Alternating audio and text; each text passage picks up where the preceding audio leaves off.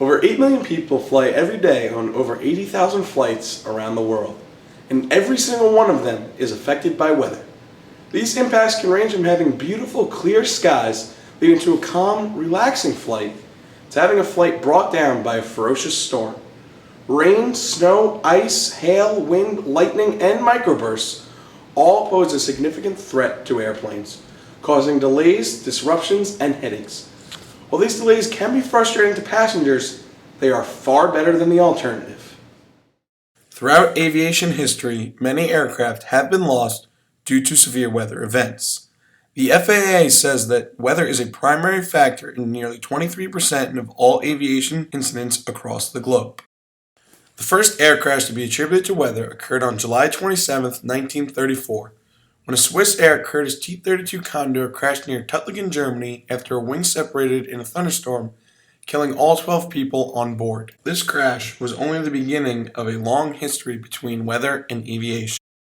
We were joined by Miranda Muehlman, a meteorologist who works for Southwest Airlines, to give us her take on weather and aviation. I work as a meteorologist in our Network Operations Center, which is the operations center for the entire airline.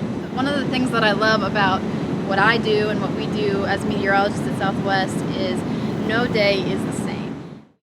One of the most important crashes in United States aviation history occurred on April 4th, 1977, when Southern Airways Flight 242, a DC-9, crashed after suffering a dual-engine failure during a severe thunderstorm near New Hope, Georgia, killing 81 people on board.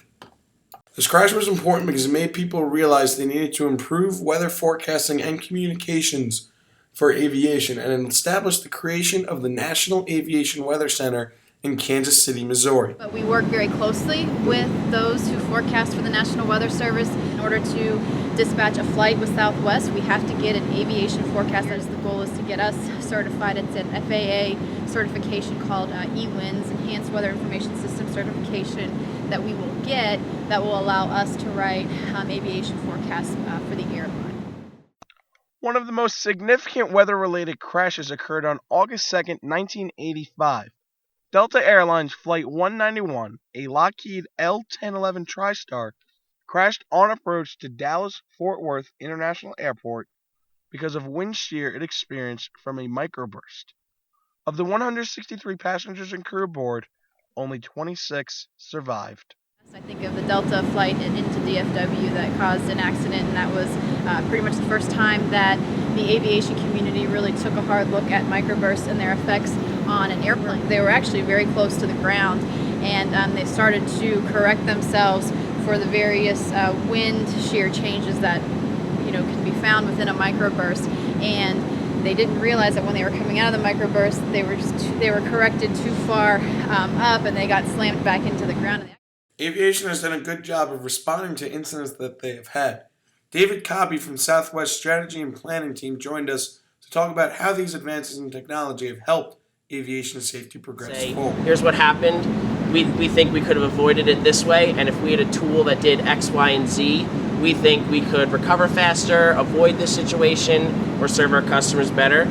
We're the people that will capture that and then go act on it and then get the different departments what they need. Definitely different instances in Chicago with ice storms can impact us and really be perfect business cases for us to go out and do this and gain alignment across the company to spend those dollars. Weather and aviation have an everlasting and turbulent relationship.